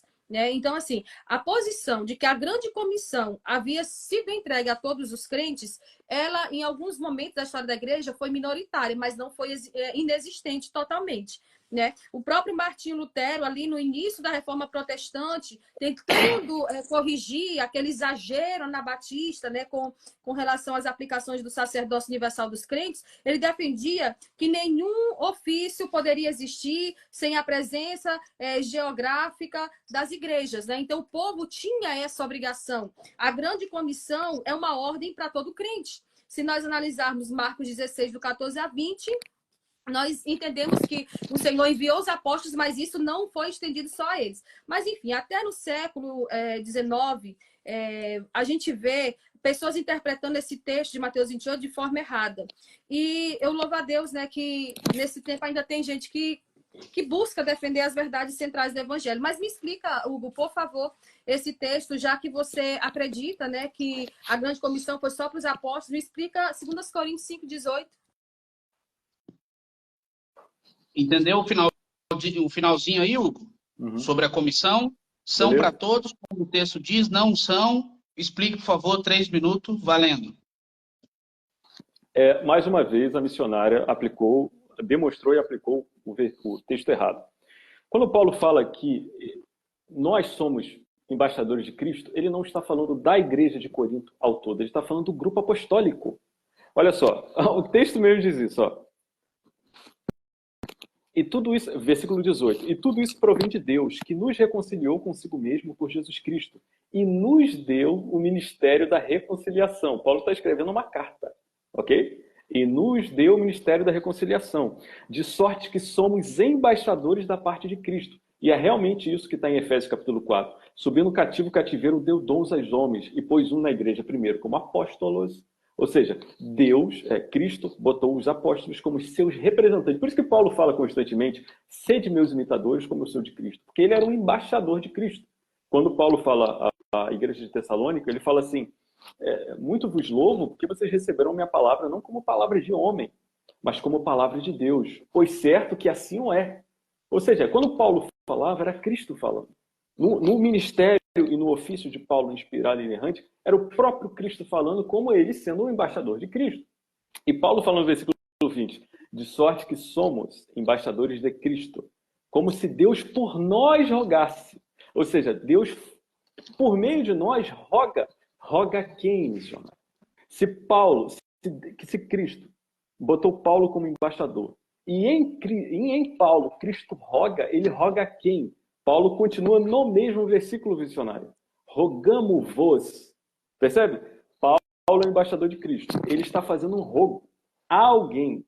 Quem é esse alguém? A igreja de Corinto. Rogamo-vos, pois, da parte de Deus, de Cristo, que vos reconcilieis com Deus. Aquele que não conheceu o pecado, fez pecado por nós, para que nele fôssemos feitos justiça de Deus. Então, esse versículo, no próprio que você cita, demonstra que Paulo está se classificando como embaixador de Cristo, enquanto ele classifica a igreja de Corinto como aquele para quem ele está rogando. Paulo faz isso também quando ele fala que mais nós temos a mente de Cristo. Aí você vai classificar, mais uma vez, que isso é 1 Coríntios capítulo 2, 1 Coríntios 2, versículo 16. 1 Coríntios 2, 16. Paulo fala o seguinte, porque mas nós temos a mente de Cristo. Ele fala assim, no versículo 12, mas nós não recebemos o Espírito do mundo, mas o Espírito que provém de Deus, para que pudéssemos conhecer o que nos é dado. Aí vai acabar o tempo. Mas o que é espiritual discerne tudo, e dele ninguém discerne. Por quê? Mas nós temos a mente de Cristo. Aí no versículo seguinte, do próximo capítulo, ele diz, e eu, irmão, não vos pude falar como a espirituais, mas como a carnais, como a meninos de Cristo. Então, Paulo faz a diferença. Nós temos a mente de Cristo, mas vós sois carnais. Eu não tive tempo de falar tudo que eu queria, mas ficou claro. Pode falar, pode usar na próxima por data, você pode usar os teus 3 minutos. Vini, zera aí para nós, fazendo um favor. Missionário, o que você tem a dizer sobre essa fala do Hugo? 3 minutos, por favor. Então, não adianta apresentar textos, né? Ele não vai aceitar nenhum texto que eu apresente. Mas eu vou trazer 1 Pedro, capítulo 2, versículo 9. Todos nós temos acesso a Cristo, todos nós temos direito de pregar. Vós sois a geração eleita, o sacerdócio real, a nação santa, o povo adquirido. É só aquele povo lá também. Então, assim, a gente tem que escrever uma Bíblia nova, né? Tem que reescrever a Bíblia. Porque se tudo que for... Não, isso aqui é só para isso aqui é só para os apóstolos, isso aqui é só... Tá demais. Não adianta trazer texto, porque quanto mais eu trago textos, mais o Hugo vai fazer suas manobras exegéticas e vai dizer que isso não é válido. Mas vamos lá, gente, a grande comissão. Durante a história da igreja, vários escritores, Tertuliano, Eusébio de Cesareia, João Crisóstomo, Gregório Grande, eles afirmam que a grande comissão de Mateus 28 era um mandado universal para a igreja. Inácio de Antioquia acreditava que a igreja precisava enviar missionários pelo mundo. Agostinho de Hipona, em 418, eu anotei, né, gente, porque eu não tenho essa memória para guardar tudo isso. Ele recebeu uma carta que dizia que a pregação do evangelho em Roma já anunciava o iminente fim do mundo. O próprio João Calvino foi muito inclinado para o trabalho missionário. Ele chegou a enviar um grande número de evangelistas para a França. Zwinglio, ele alegava que fazer missões era responsabilidade de todos. Então, gente, fica complicado, porque a gente apresenta textos, apresenta fatos históricos, mas nada disso é aceito. Tiago, capítulo 5, versículo 19, diz assim, irmãos, se algum dentre vós se desvia da verdade e alguém o converter, saiba que aquele que converter um pecador do erro do seu caminho, salvará da morte uma alma e cobrirá uma multidão de pecados. Se nós não temos essa grande comissão, como é que nós podemos levar alguém a pregar alguém para que essa pessoa venha se converter e ter a consciência da verdade? É bem complicada essa situação, porque por mais que eu traga textos, o Hugo não aceita. Mas, enfim, Vamos lá. Eu queria saber, Hugo, de ti, até uma pergunta assim, que não é tanto ao caso, né? Não é bíblica, né? Não é profunda, não é. Mas me diz aí, tu já leu algum livro em favor do continuismo ou tu só lê a favor do cessacionismo? Quais são os teólogos você, né, com todo respeito, tem lido, tem ouvido? Porque assim, quase todos os teólogos, principalmente na questão de 1 Coríntios 13, eles não se referem que ali é um fechamento do cano, eles se referem que eles se voltam para esse texto acreditando que é relacionado à segunda vinda de Cristo. Richard Gaffin, John MacArthur, Augusto Nicodemos, Marcos Granconato, Kevin DeYoung, Thomas Schreiner, que eu nem sei falar esse nome direito, né? Mas, assim, se você, por exemplo, hoje fosse fazer um TCC, tentando usar 10 autores exegetas para embasar essa sua interpretação de 1 Coríntios 13, você não ia conseguir, porque não existem. Quase todos os teólogos sérios, eles defendem que a 1 Coríntios 13 ali é uma referência à segunda vinda de Cristo. Certo, obrigado, missionária. Nós estamos próximo do fim do debate, então vou tentar dar uma apimentada para ambos os lados. Ela citou dons nos pais da igreja, pelo menos nos 3 primeiros séculos, e citou muitos teólogos, pelo menos a maioria, teólogos sérios no Brasil, com mais de 40 anos de teologia, negando o cessacionismo. O que você tem a comentar sobre isso? 3 minutos. Mas você fez uma pergunta para mim, ela fez também. Qual que eu respondo primeiro? Não, eu estou só repetindo o que parte do comentário dela. Ela falou sobre os pais da igreja que defendiam dons e ela citou vários teólogos do Brasil importantes que defendem dom. A minha pergunta é se toda essa casta de teólogo com mais de 40 anos de teologias estão errados. E você está certo. 3 minutos. Em relação a 1 Coríntios 13, eu estou certo, juntamente com Lutero, John Edwards, Bibi Whitefield, Roy Aikman e tantos outros que talvez ela nem conheça. Muita gente que ela citou aí, por exemplo, John MacArthur ou Granconato, ela precisa entender que a interpretação deles em 1 Coríntios 13, ela se dá dessa forma por conta da visão dispensacionalista deles do retorno. Isso é até bom para vocês continuistas, quando forem debater com dispensacionalista, para vocês saberem, até o Eliseu falou isso contra o pastor lá da igreja do Granconato, que os dispensacionalistas eles não podem usar 1 Coríntios 13 da forma que os reformadores sempre usaram, porque se eles usarem, eles não vão ter base para falar a respeito das 2 testemunhas, dos 2 profetas do milênio que vão chegar e serão judeus e profetizarão em nome do Senhor. Se eles usam a palavra cartageu como nós, sensacionistas mais tradicionais e não contemporâneos, usamos, eles não vão ter base no dispensacionalismo dele. Por isso que esses citados que ela cita não interpretam 1 Coríntios 13 da forma que é necessária, porque eles não têm uma escatologia aliancista, mas dispensacionalista, que acredita no retorno de dons proféticos no milênio, por exemplo. Mas, assim, quando a gente vai para a questão que ela me perguntou primeiramente sobre o ID, ela tem que entender que o ID na Escritura, numa aula de missiologia, se divide em 3. Nós temos o ID extraordinário, que era dos apóstolos, Marcos 16, Mateus 28.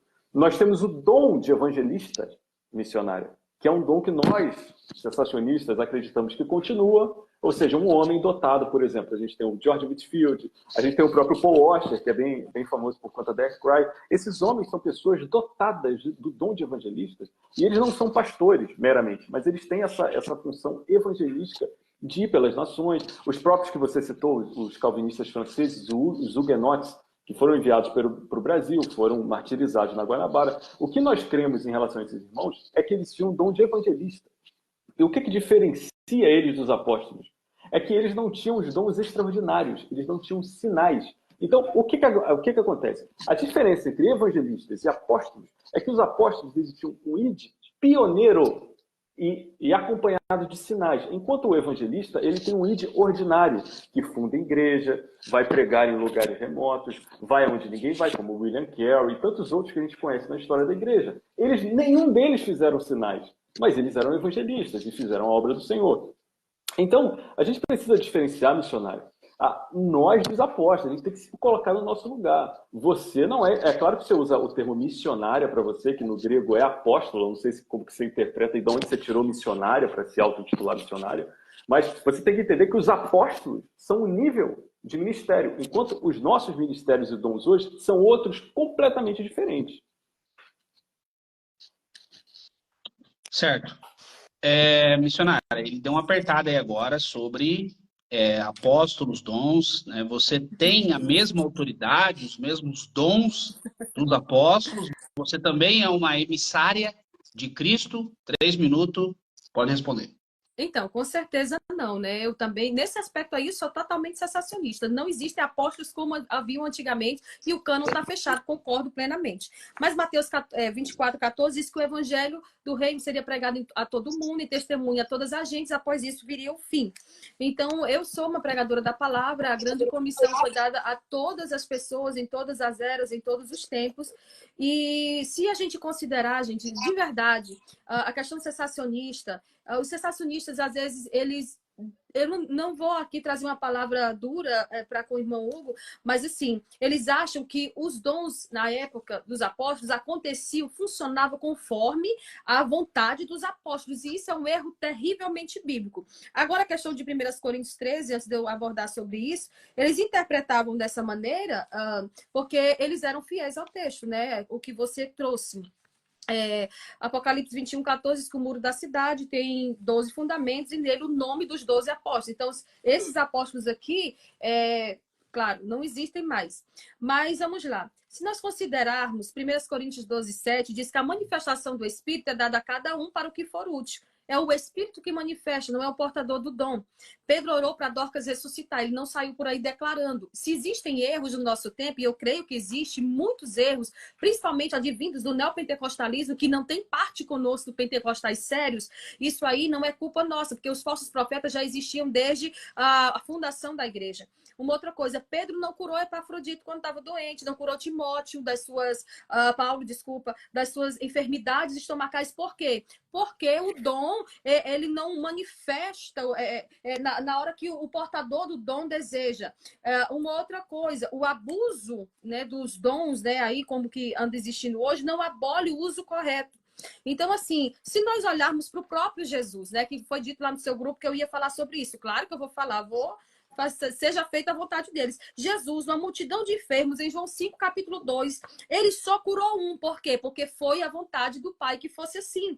Jesus, por exemplo, diante de Herodes, no Lucas, capítulo 23, versículo 8, ele não fez nenhum sinal, porque ele só fazia o que o Pai mandava.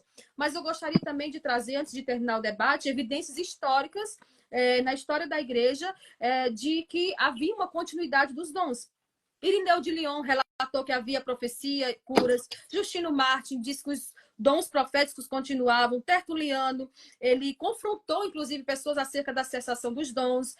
Clemente de Alexandria, Hipólito de Roma. A gente pesquisa esses nomes. Eu vou indicar aqui um livro do Ronald Kidd, A Continuidade dos Dons Espirituais na Igreja Primitiva. Adquiram, não fiquem bebendo de fontes duvidosas, não fiquem ouvindo só uma pessoa, leiam os dois lados. Eu fiz faculdade numa instituição reformada e eu decidi de que lado eu ficaria. Desculpa, não vou passar do tempo. Obrigado. Bom, assim como deu uma pressionada dela sobre o apostolado, agora voltamos para tudo. Novamente, ela cita vários pais da igreja com dons, acreditando e defendendo dons. Todo esse pessoal, todos esses pessoais aí, toda essa galera teológica, tá errado. 3 minutos. Sim, em relação ao continuismo, todos estão absolutamente errados. Algo que eu gostaria de trazer para vocês é que todas as seitas, vou repetir, todas as seitas, vou repetir mais uma vez, vou ser bem judaico, né? Todas as seitas são continuistas. Ela, por exemplo, citou Tertuliano. Tertuliano ele não pode ser base histórica, como nenhum pai da igreja pode ser base bíblica, né? Mesmo que eles sejam importantes em certos níveis na história, porque, por exemplo, Tertuliano ele cedeu à seita dos montanistas, que são, digamos, a pré-figuração, né? O back-end dos pentecostais em 1901. Por exemplo, a própria história da igreja condenou os montanistas como hereges, e eles tinham revelações, visões, profecias e tudo mais, e Tertuliano cedeu a eles. Por exemplo, Orígenes cortou e capou o próprio órgão genital. Você tem outros pais da igreja fazendo coisas terríveis e se contradizendo teologicamente em heresias terríveis. Então, quando você se utiliza dos pais da igreja para dar alguma autoridade a uma doutrina, você só mostra que o que você está fazendo não é algo bíblico, mas é algo que você está tentando provar historicamente. Uma acusação que vocês fazem contra nós sensacionistas, que a gente tenta usar da história da igreja para provar o sensacionismo. Na verdade, a história da igreja prova por si mesmo o sensacionismo. Quando a gente lê os textos bíblicos do Novo Testamento e compara com a realidade ao nosso redor, com a igreja local ao nosso redor, e olha para os pentecostais, a gente vê a discrepância imensa, absurdamente imensa. Então, guardem isso, todas as seitas eram pentecostais. Mas se a gente quiser citar pessoas da história da igreja, a gente tem João Crisóstomo, no século IV, falando sobre a passagem de 1 Coríntios 12, dizendo que ela é obscura e cessou. A gente vê Agostinho no século IV, falando também sobre o fim dos dons apostólicos. A gente vê Teodoro Ciro, no século IV, outro pai da igreja, falando a favor dos que receberam dons visíveis que agora cessaram. A gente tem Martinho Lutero, no século XV. A gente tem João Calvino, no século XVI. A gente tem John Owen, no século XVII. Thomas Watson, no século XVII. Martin Henry, que tem até comentário, e que não vou falar, mas tem comentário na CPAD, Martin Henry, também é sensacionista, do século XVIII. John Gill, do século XVIII. Jonathan Edwards, do século XVIII. Então, a gente tem citações históricas de colossos teológicos que são sensacionistas veementes. São pessoas que demonstram que o sensacionismo realmente é uma qualidade protestante e reformada. Isso é muito importante de se dizer. A Assembleia de Deus e o movimento pentecostal não possui vínculo com a fé protestante. Por isso que eles não comemoram as datas da reforma, por isso que eles não são grandes teólogos, por isso que eles não apoiam as ideias dos reformadores, não apoiam os 5 solas, os 5 pontos. Eles não têm vínculo com a fé reformada, pois não são sensacionistas. Certo. Missionária, ele falou algo, eu tô me coçando de uma maneira que é surreal. A coisa que mais me chamou a atenção na fala dele, ele disse que João Calvino é sensacionista. Se você demais ainda. Eu te provo, hein? Certo. Se você puder comentar algo, missionária, e nas demais falas dele, que assembleiano não... Isso é verdade, missionário? Assembleiano não comemora a data da reforma e também não defende os 5 solas. Se você puder comentar, por favor, 3 minutos.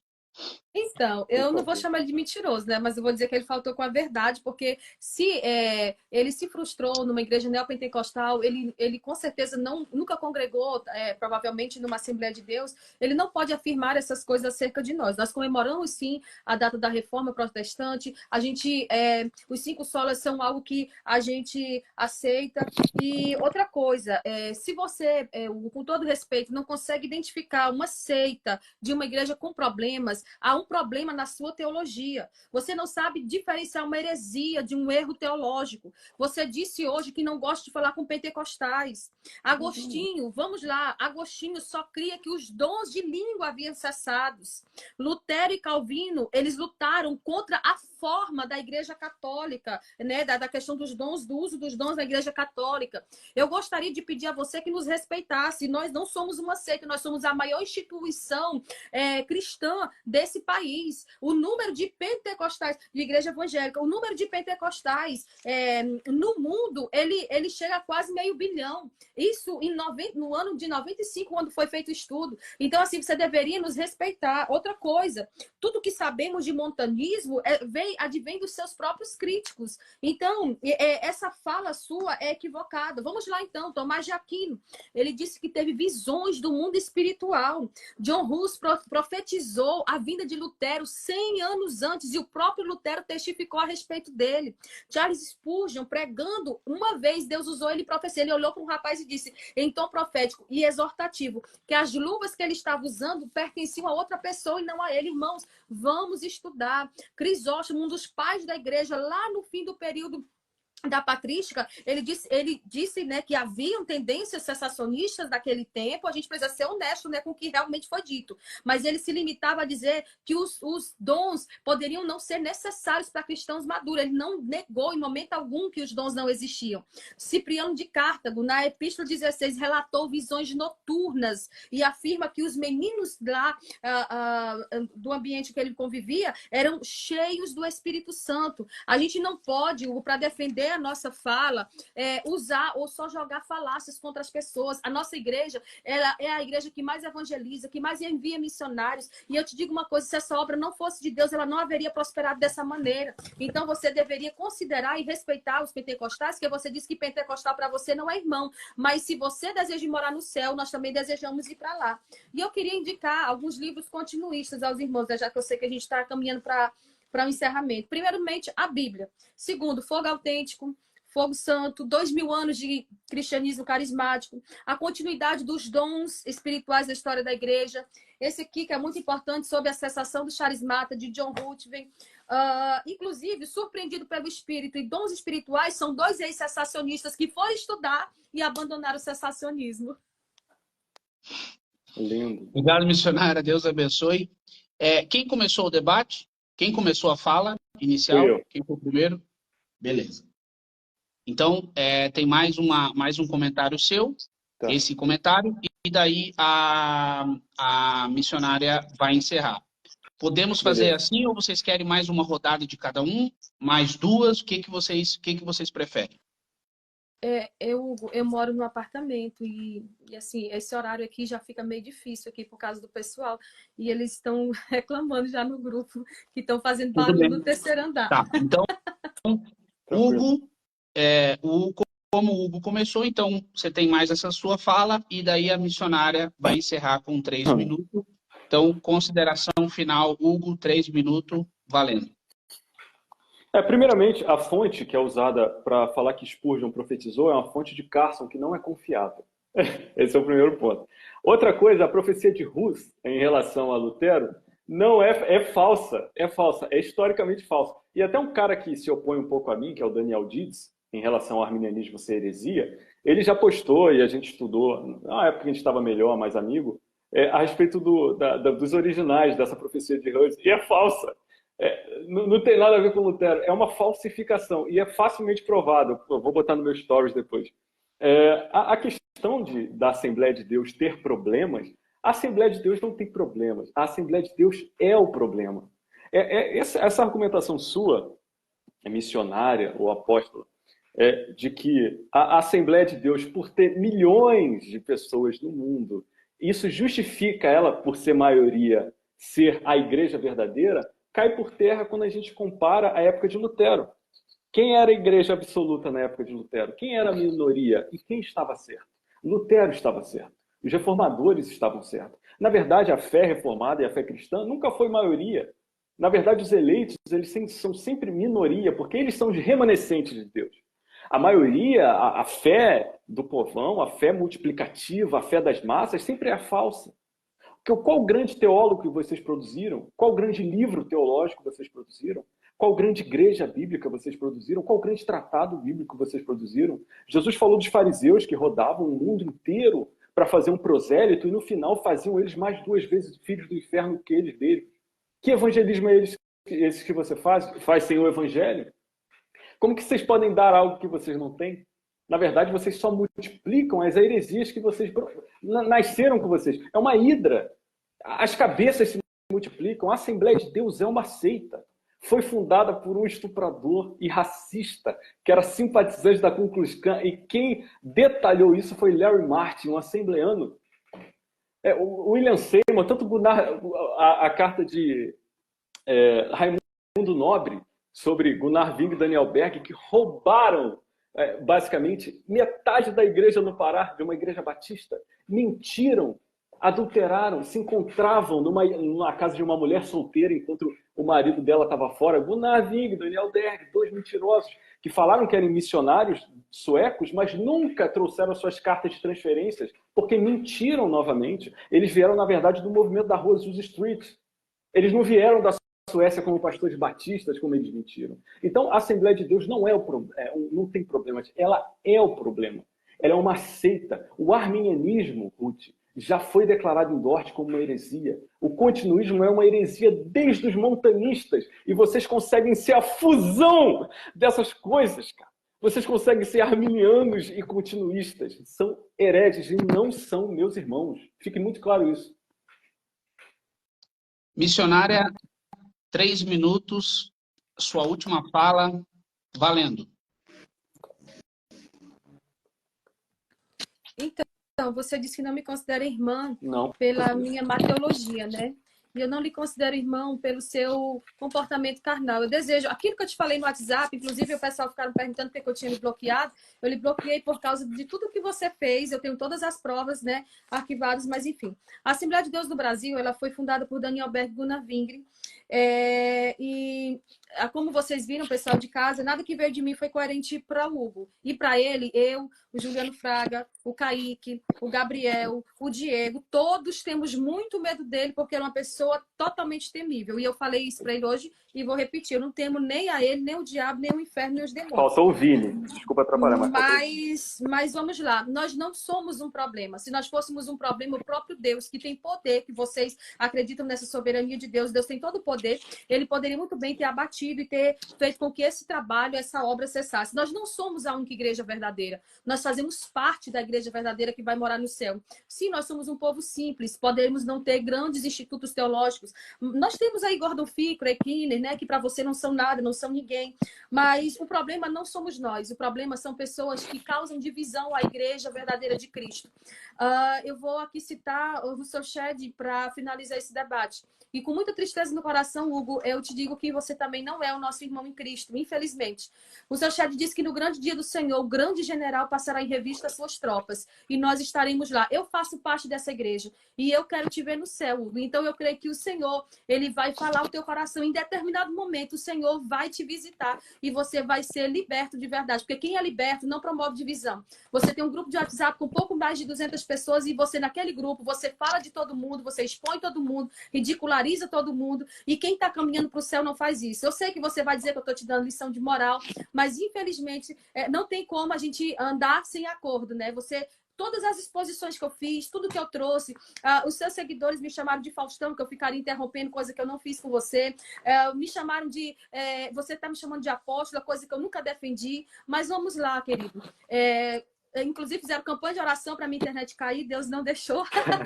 Eu quero te dizer que eu vou estar orando por você a partir de hoje. Você passou o debate todo rindo de mim, sacudindo a cabeça. Tudo que eu trouxe para você não foi válido, mas eu te perdoo em nome de Jesus. E vamos, gente, vamos pentecostais, vamos cessacionistas, vamos arminianos olhar para Jesus. Se a gente olhar para o homem, a gente se embaraça. Se a gente olhar para o homem, a gente se fere. Mas olhando para Jesus, a gente vai vencer. Eu finalizo com o texto de Marcos 9:38. Então respondeu Jesus dizendo: mestre, João respondeu dizendo: mestre, vimos que um homem expulsava demônios, o qual não nos segue, nós lhe proibimos. Jesus disse o quê? Não lhe proíba, porque ninguém há que faça milagre em meu nome e possa falar mal de mim. Isso aqui é a versão corrigida. Então não proíba, deixa a gente trabalhar para o Senhor. Naquele grande dia o Senhor separará o lobo dos bodes. A gente vai ver de que lado você e eu estaremos. Obrigada, Deus abençoe. Amém, obrigado. É nosso irmão em Cristo não é porque ele é calvinista ou sensacionista. Ele não é nosso irmão em Cristo porque ele não é crente. Ele não é salvo. Isso é nítido. Olha as palavras. Pelo menos eu não sou da presbiteriana e sou arminiano. Calma. Você é uma vergonha para IPB, moleque. Eu sou da IPB e sou calvinista. 1h30 de debate. Vamos encerrar para ele ficar gravado na íntegra e a gente encerrar na bênção. Obrigado, missionária. Obrigado, Hugo. Obrigado, Vini. Valeu pela paciência de estar conosco, trazendo mais audiência e também ajudando. Não vai ter nenhuma consideração final, indicação? Não, já teve que for cada um dando... Não é nem de questão de debate, é mais questão dos trabalhos que ela faz, se ela quiser falar sobre os, sei lá, se ela tem livro, trabalho, eu queria falar do meu livro. Beleza. Então, assim... minuto só. Se começar a provocação, eu vou descer. Nada a ver com o debate, mas sobre o trabalho dela. Vamos fazer o seguinte. Você tem 1 minuto para falar a tua divulgação e a missionária encerra com 1 minuto, aí nós acabamos a live. Não vai ter provocação, não vai ter debate, é só divulgação de trabalho. Vamos dar 1 minuto para cada um. Tem 1.000 pessoas assistindo. A live chegou em 1.150 pessoas, um público excelente para uma... Hoje é segunda, né, gente? Uma segunda-feira em Instagram, bem instável. Então, obrigado a todos, tá? A live vai ficar na íntegra e eu já reitero aqui, a live pode ser compartilhada e pode ser tirado partes livremente, ok? Como está sendo ao vivo e é público aqui, podem usar livremente, ok? Só cuidado com os recortes, porque A ofensa é crime no Brasil e eu já perdi dinheiro com isso. Então, fiquem espertos. Então, Deus abençoe. Hugo, 1 minuto para você divulgar o seu trabalho, 1 minuto para a missionária divulgar o dela. Hugo, começa 1 minuto. Eu queria divulgar só o meu livro, né? Meu livro é um livro fino, de 180 páginas, que basicamente vou fazer uma introdução à cosmovisão cessacionista. É um livro bem simples para quem quer ser introduzido a esse entendimento. Porque, por exemplo, quando você vai ver B. Brightfield ou Roekman, o que você tem muito ali é trabalhos em inglês. Então, eu leio eles e acabo trazendo um trabalho com coesão da minha própria teologia nesses livros. Então, é um livro muito bom. E ele é gratuito em formato e-book. É só você ir lá no meu link na bio, clicar e fazer o download. É gratuito. Você pode imprimir, você pode fazer um caderno, se você quiser. Se você quiser um livro físico, tem lá também. Eu tenho um curso que é o maior curso sobre cessacionismo do Brasil, que chama Cessacionismo do Zero. Se você tiver interesse, ele hoje está em promoção de 51% de desconto por conta do debate. Ele está saindo R$ 47,00. Até o Diego vai comprar uma onça. Uma onça. Então, fiquem à vontade, cliquem no meu link da bio, tanto o meu livro quanto o meu curso. Beleza. Obrigado. Eu até fiquei curioso, a hora que você falou a minha teologia, eu queria conhecer, você tem uma teologia própria, cara. É interessante. Sim, aqui, ó. É interessante. Eu só não tenho doutrinas, mas teologia eu tenho. Beleza. Missionária, 1 minuto. Então, o livro do Hugo, inclusive, é o único livro que eu já vi que não tem bibliografia, né? Ele não consultou ninguém. Ela tá falando do meu livro, pô. Não, o meu livro é um comentário. É um comentário no texto de 1 Coríntios. Vamos lá. Não, ela tá falando do meu livro. Não me interrompe, não. Deixa eu falar. Outra coisa. O meu livro de pregadora... Posso falar? Pode, por favor. O meu livro de pregadora para pregadora vai sair agora no próximo mês. Talvez eu vá para... Vou lançar ele na Bienal, estamos vendo ainda. Eu também tenho eu vou lançar um curso Continuismo do Zero. Gente, se vocês quiserem respeitosamente me seguir nas redes sociais, eu sei que a gente vai divergir teologicamente, mas fica aí a dica, né? Quem quiser. São poucas mulheres que hoje dão a cara a tapa, né? Como a gente costuma falar nisso, mas eu quero deixar um abraço a todos vocês, os que gostam de mim, os que não gostam, os que me apoiam, os que não apoiam. Que Deus abençoe a vida de vocês. Foi muito bom estar aqui e vamos para frente, porque eu vou lançar esse curso, viu, Hugo? Obrigada pela dica aí. Cessacionismo do Zero, Continuismo do Zero. Vamos ver quem vende mais. Um abraço, Hugo. Um abraço, Diego. Um abraço. Eu esqueci o nome do... Vinícius. Vini, né? Vini, obrigada. Presbiteriano. Ó, pessoal, aqui em cima, se vocês baixarem a flechinha... pelo menos. Ó, se vocês baixar a flechinha, vai estar as 4 páginas, então... Se você quiser seguir alguma das páginas, clica, segue, dá uma força. Apesar de você discordar ou não, dá uma força para as páginas, segue aí. É bom você estudar ambos os lados. Não concorda? Concorda? Pelo menos estude para você poder fazer uma boa teologia. Mais uma vez, gente, obrigado. Desculpa aí qualquer incômodo, desculpa qualquer interferência. A gente tentou ser parcial na nossa capacidade, mas a live vai ficar gravada, vocês podem rever, acompanhar. E agora em agosto, tá? Atenção, nós estamos ainda com quase 950 pessoas. Agora em agosto, o próximo debate é com o nosso amigo pastor Fraga. Estará aqui conosco fazendo um debate com o Hugo. Se o Hugo estiver bem até lá, né? Se o Hugo aceitar debater com o Fraga, é capaz, nós vamos estar aqui. O Fraga pipocar, mas estamos aí. Assim que o Fraga passar a data, a gente já conversa com o Hugo e a gente tenta vir aqui para falar mais um pouco sobre esse tema. Gente, obrigado. Valeu, Hugo, missionária, Vini. Deus abençoe, gente. Até a próxima. Fiquem todos na paz de Cristo.